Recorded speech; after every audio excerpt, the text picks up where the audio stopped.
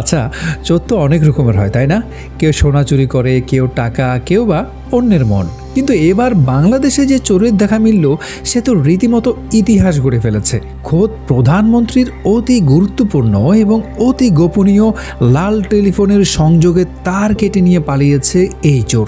হ্যাঁ জি, আপনি ঠিকই শুনছেন। পুরো সচিবালয় জুড়ে তখন তোলপাড়। ঈদুল আজহার ছুটি কাটিয়ে সোমবার সকালে যখন প্রধানমন্ত্রীর কার্যালয়ে সবাই কাজে ফিরলেন, তখন দেখা গেল মহা গুরুত্বপূর্ণ সেই রেড টেলিফোন একদম ডেড। কোনো শব্দ নেই, কোনো সংযোগ নেই।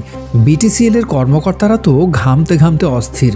টানা 7 ঘন্টা হন্যে হয়ে খুঁজে দেখা গেল পুরাতন 2 নম্বর ভবন থেকে নতুন 1 নম্বর ভবন পর্যন্ত বিছানো দামি কপার কেবল বা তামা মিশ্রিত তারের কিছু অংশ গায়েব। প্রধানমন্ত্রীর ব্যক্তিগত যোগাযোগ ব্যবস্থা অচল করে দিয়ে চোর বাবাজি তার নিয়ে হাওয়া। কিন্তু কে এই দুঃসাহসী চোর, যার জন্য সচিবালয়ের নিরাপত্তা ব্যবস্থা নিয়ে এখন হাজারো প্রশ্ন? সিটিটিসি বা কাউন্টার টেরোরিজম ইউনিট যখন তদন্তে নামলো, তখন বেরিয়ে এলো আসল রহস্য। চোর কোনো বাইরের লোক নয়, খোদ সচিবালয়ের ভেতরের আউটসোর্সিং কর্মী রঞ্জন চন্দ্র। সাথে ছিলেন রেজাকুল ইসলাম নামে আরও একজন। এই মহামূল্যবান রেড টেলিফোনের তার কেটে তারা কি করেছে জানলে সত্যি অবাক হবেন। মাত্র 600 টাকা কেজি দরে এক ভাঙারির দোকানে তারা বিক্রি করে দিয়েছে। পুলিশ অভিযান চালিয়ে সেই ভাঙারির দোকান থেকে 8 কেজি 200 গ্রাম তার উদ্ধারও করেছে। ভাবুন একবার, প্রধানমন্ত্রীর রাষ্ট্রীয় নিরাপত্তার সাথে জড়িত সংযোগ বিচ্ছিন্ন হয়ে গেল মাত্র কয়েক হাজার টাকার তামার জন্য।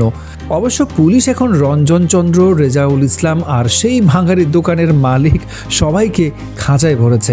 সচিবালয় এখন ভাবছে, সাধারণ মানুষ ঢুকতে যেখানে 100টা নিয়ম, সেখানে এই তার চোরেরা কীভাবে এত বড় কাম সাবাড় করে দিল। স্বরাষ্ট্র মন্ত্রণালয়ও এই অস্বাভাবিক চুরিতে বেশ নড়ে চড়ে বসেছে। সবশেষ বলবো, তার তো উদ্ধার হয়েছে, কিন্তু দেশের সবচেয়ে হাই সিকিউরিটি জোনের এই সিকিউরিটি নিয়ে আপনার মন্তব্য কি?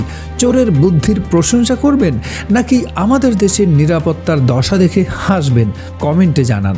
আর এমন সব মজার কিন্তু অবাক করা খবরের জন্য আলো টিভির সাথেই থাকুন।